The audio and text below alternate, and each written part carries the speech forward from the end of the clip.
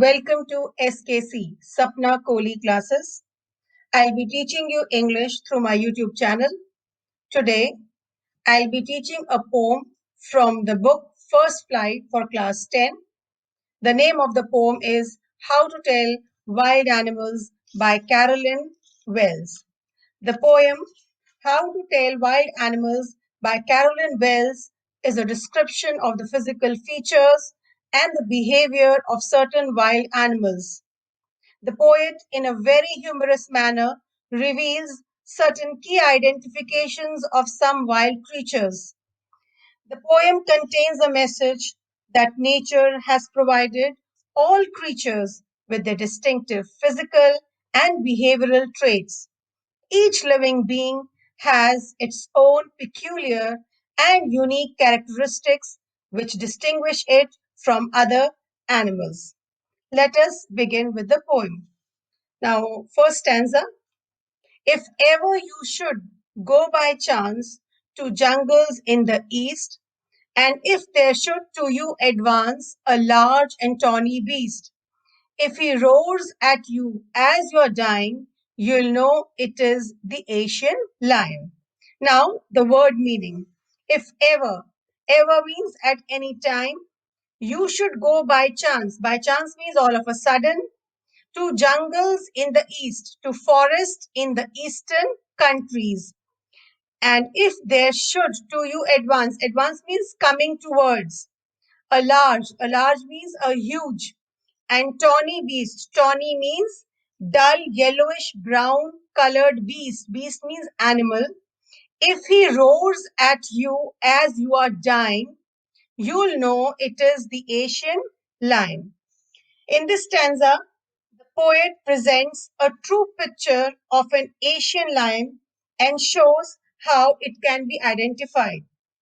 The poet says that if you ever go to jungles in the east, forests in the east, and if you come across an animal which is dull, yellowish brown colored, and if that wild animal roars at you as you're dying means, and if that animal violently frightens you, you will know. You will know means it is certain that it is the Asian lion. So this is the explanation of first stanza.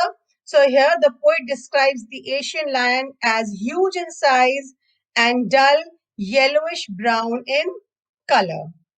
Now let's move on to stanza number 2. Or if sometime when roaming round, a noble wild beast greets you with black stripes on a yellow ground, just notice if he eats you. The simple rule may help you learn the Bengal tiger to discern. Now the word meaning. Or if sometime when roaming round means wandering. A noble means grand, impressive, majestic. Wild beast, beast means animal, greets you, welcomes you with black stripes. Stripes means lines on a yellow ground. Yellow ground means yellow body. Just notice if he eats you. This simple rule may help you learn the Bengal tiger to discern. Discern means recognize. So, in this stanza, the poet Carolyn Wells reveals how one can identify a Bengal tiger. The poet says, if by chance you are roaming around in the forest and an impressive, a majestic beast encounters you, and if that beast has black stripes on his yellow colored skin, and just notice if he eats you, and if that animal pounces on you to eat you, this simple rule may help you learn.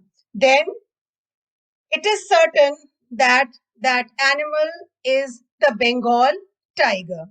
So, here the poet describes the Bengal tiger as a noble, majestic wild animal. The tiger has yellow skin with black stripes on it. Now, Here, see the word noble. The poet has used a literary device here, and that literary device is irony. So, what is irony? Irony is usually it is a difference between the surface meaning of something that is said and the underlying meaning. Now, if you see here, the poet has called the Bengal tiger noble, ironically, because actually it is a ferocious beast who will kill anybody. Now, you see this line, just notice if he eats you. The expression, just notice if he eats you, contains humor, right? It contains humor, as one cannot wait to be assaulted and eaten up only to ascertain the identity of the beast. So here, the poet has used humor. You will come across many more lines in this poem which are full of humor. And humor is again a literary device in which the poet tries to make the writing witty by provoking laughter. So the poem is full of humorous images. Now let's move on to stanza number 3. If strolling forth a beast you view, whose hide with spots is peppered, as soon as he has leapt on you, you'll know it is the leopard. It will do no good to roar with pain, he'll only leap and leap again. Now, the word meanings. Strolling. Strolling means walking leisurely. Beast, animal. View, see. Second line, whose hide? Hide means skin. With spots. Spots means marks. Is peppered. Peppered means scattered. As soon as he has leapt means jumped, you'll know it is the leopard.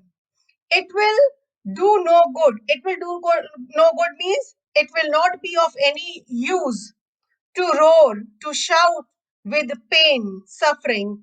He'll only leap and leap again. He refers to the leopard. He'll only leap. Leap means jump and jump again. Now, the meaning of this stanza. In this stanza, the poet describes the appearance and the habits of a leopard. The poet says that if you are strolling, if you are wandering in the forest, and you encounter a beast you encounter a beast whose hide, whose skin has with spots is peppered, whose skin is covered with, is scattered with spots all over, as soon as he has leapt on you, and the moment he jumps at you, you'll know, you'll come to know, you'll realize that it is the leopard. It will do no good to roar with pain. The poet says that if you start crying in pain on seeing the leopard, it will be of no use, as the leopard will leap and pounce upon you again and again. If a person on being assaulted by the leopard roars in pain, it is a futile effort because the leopard will not spare the victim and continue to attack him. So, here in this stanza, the poet has described the physical traits of the leopard. A leopard's skin is covered with spots, which gives it a salt and pepper pattern, which helps to recognize it. And a leopard is a beast of prey, and it pounces upon his prey to kill them to satisfy his hunger. So this is the explanation of stanza number 3. Let's move on to stanza number 4. If when you are walking round your yard, you'll meet a creature there who hugs you very, very hard, be sure it is a bear. If you have any doubts, I guess he'll give you just one more caress. Now, the word meaning. If when you are walking around your yard, yard is your ground, you can say, You meet a creature. Creature means animal who hugs you. The meaning of hug is who embraces you, who hugs you very, very hard. Very, very hard means who holds you very tightly. Be sure, you must be sure it is a bear. If you have any doubts, if you have any suspicion, I guess he'll give you just one more caress. One more caress means one more hug. Now, what is the meaning of this stanza? The poet says in this stanza, he describes the behavior of a bear. The poet makes no statement about the physical appearance of the bear, but he emphasizes on its behavior. The poet says that if you come across a bear while strolling in your yard, in your courtyard, right, and he or she, you can know at once that it is a bear. How? If it gives you a tight, strong, and friendly hug. A bear will embrace a person till the person is assured of its identity as a bear because of its famous bear hug. The poet humorously uses the word caress. Again, humor is there, right? And for the see, he uses this word caress. It's a symbol of love to go with hug. Both the hug and the caress of the bear are very dangerous for the victim. So here, the poet says that a person is likely to meet a bear while walking round his or her courtyard, right? And one can be sure that it is a bear if it hugs the victim very tightly. A bear is known for giving a very tight and strong hug to a person, right, which is very dangerous and it may prove very deadly for the victim. Now, why does a bear hug very hard?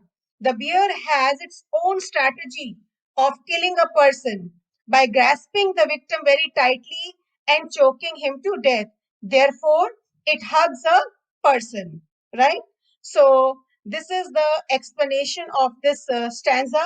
And here, there is example again. Humor is there. I've already discussed, and there the poet has used alliteration also in this stanza. If you see, hug hard, it is an example of alliteration, right? And your yard, see the first line, your yard is also an example of alliteration.